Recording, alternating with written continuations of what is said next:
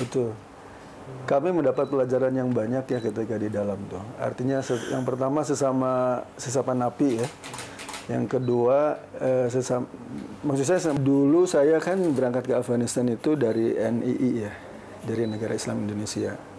Justru ketika saya bergabung dengan Jamaah Islamnya ini, ketika saya masih di sana, belum balik ke sini, tahun 1994. Waktu itu tidak ada nama JI. Hanya saya memberikan baiat, sumpah setia, kepada Ustadz Abdullah Sungkar. Itu pun isinya adalah kalau seandainya beliau masih berada di atas kebenaran, kami ikut. Tapi kalau seandainya menyimpang, kalau secara pribadi saya ya, kalau kembali ke KNI dalam arti seperti yang sekarang dibubarkan kemudian kembali ke NRI itu agak belakangan sih, tidak di awal-awal. Hanya saja kami sudah merasakan bahwa ini ada hal-hal yang kita janggal gitu dalam perjalanan ya. Agak kontradiktif. Iya, kontradiktif antara yang seharusnya kita yakini dengan yang fakta di lapangan seperti ini gitu. Ketika awal-awal kami tertangkap saja, Densus yang menangani kami ataupun setelah kita di pengadilan ya, di kejaksaan segala macam itu kan mereka banyak yang muslim. Secara doktrin kita tidak mengakui mereka sebagai muslim. Tapi fakta di lapangan muslim. Kita meyakini dia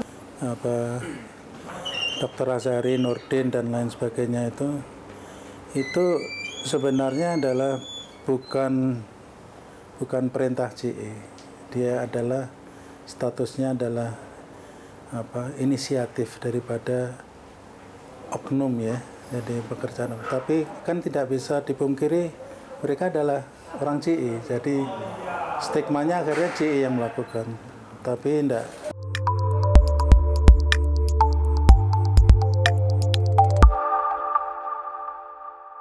Ini kan sudah membubarkan diri kan organisasi JI ini. Apalagi kan kami sendiri sekarang sudah mulai ekspor siapa saja. Otomatis kan masih ada stigma dari masyarakat itu, label teroris, label radikal. Bagaimana sih ustadz-ustadz ini untuk ya intinya menghiraukan mereka dan membuktikan bahwa ya sudah tidak ada lagi label-label itu, Ustadz? Iya. Bismillahirrahmanirrahim. Alhamdulillah wassalatu wassalamu ala Rasulullah.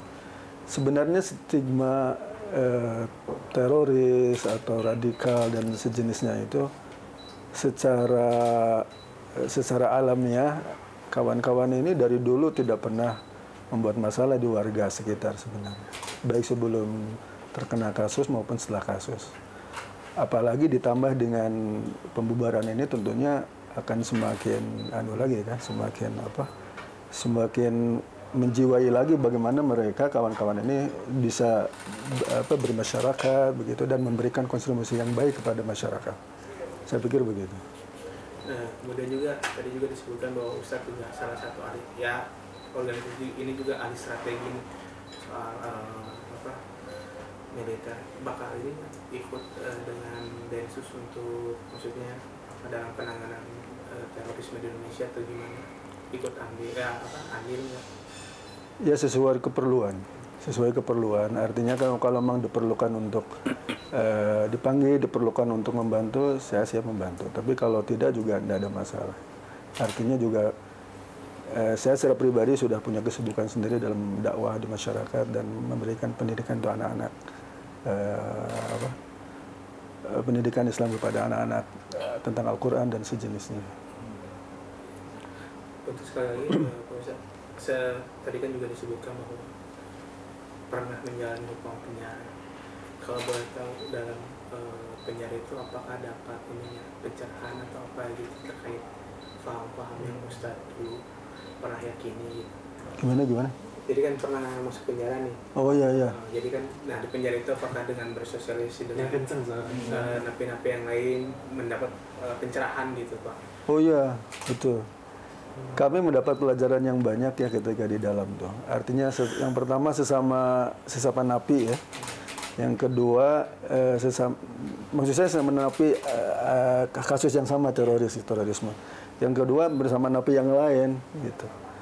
Kemudian yang ketiga tentunya bersama petugas. Kami dapat mengambil pelajaran banyak dari kondisi itu dan secara pribadi saya sendiri dan kawan-kawan itu sangat prihatin dengan kondisi semua napi yang ada di dalam penjara. Sebab mereka itu sangat terpuruk ya kondisinya. Artinya dari sisi materi, finansial misalnya sangat kurang dari mereka. Kemudian dari sisi kesejahteraan juga sangat kurang. Kemudian dari sisi agama juga betul-betul mereka ini sangat minim sekali. Justru dengan kehadiran ikhwan-ikhwan ini, ketika berada di dalam itu cukup membantu sebagian banyak dari napi-napi itu. Yang awalnya tidak sholat mereka jadi ikut sholat, yang akhlak yang buruk jadi baik, yang tidak amanah jadi jujur, ya kan? Yang nggak mau ngaji jadi ngaji, ya seperti itu. Artinya sedikit banyaknya bisa memberikan andil untuk bisa menolong kawan-kawan yang lain. Ya. Ustaz, dulu tergabung dalam J ini tahun berapa kira-kira, dan alasan akhirnya Ustaz memutuskan mengambil kepercayaan ini tuh latar belakangnya seperti apa? Dulu saya kan berangkat ke Afghanistan itu dari NII ya, dari Negara Islam Indonesia. Justru ketika saya bergabung dengan Jamaah Islamnya ini, ketika saya masih di sana, belum balik ke sini, tahun 1994. Waktu itu tidak ada nama JI. Hanya saya memberikan baiat, sumpah setia kepada Ustaz Abdullah Sungkar.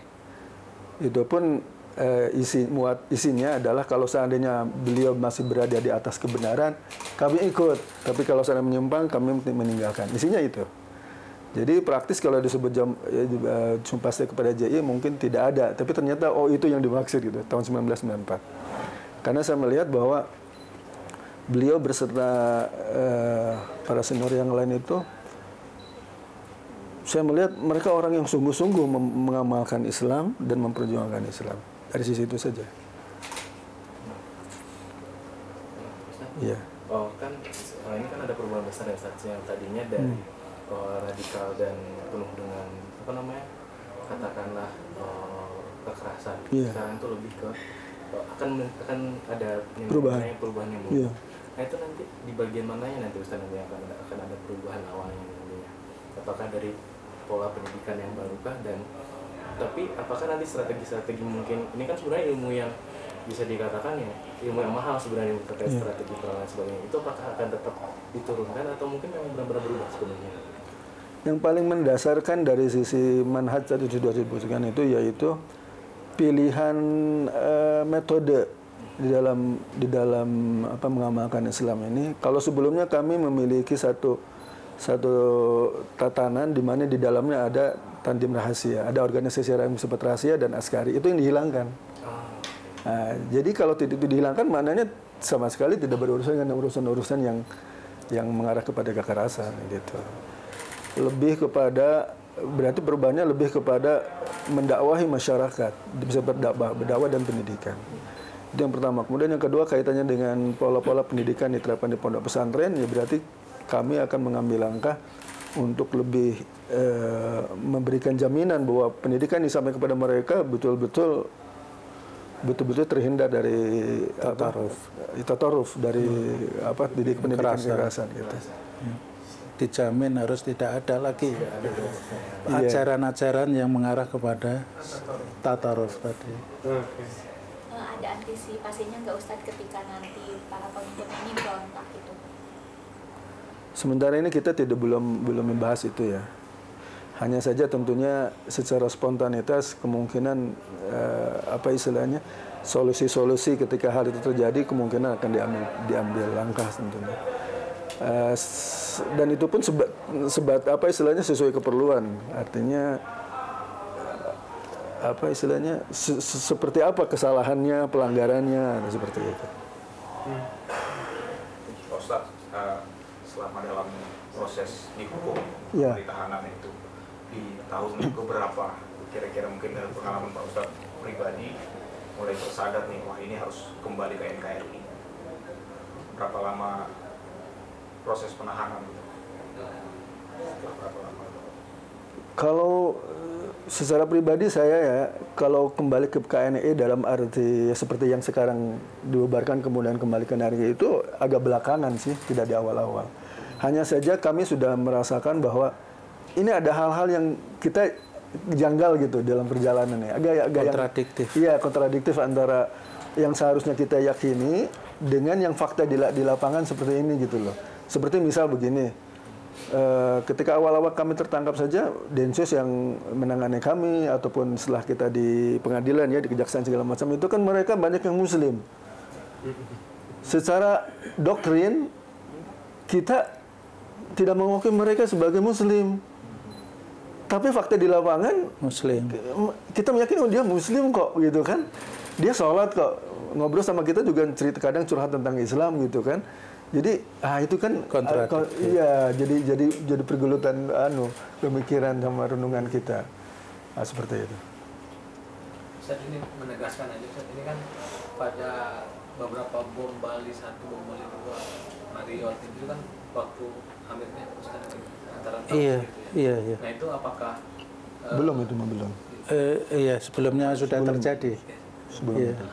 Nah apakah orang-orangnya itu sempat berkomunikasi dengan Ustaz, baik Ustaz Abul, Ustaz Tasya, Ini atau aja. seperti apa?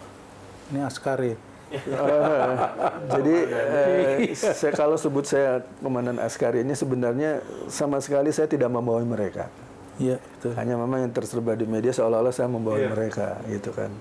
Berarti sebenarnya Tidak sama sekali. Saya ditunjuk sebagai ketua Baidang Askari itu sekitar tahun 2004 ke sini. Itu pun hanya sebatas kelompok kecil yang tersisa yang kami bisa mengendalikan. Adapun yang kelompoknya Nurdin M. Top, ya rahimahullah sama Asad dan segala macam itu di luar kami, di luar saya gitu. Di luar tanggung jawab saya dan saya tidak tahu menahu.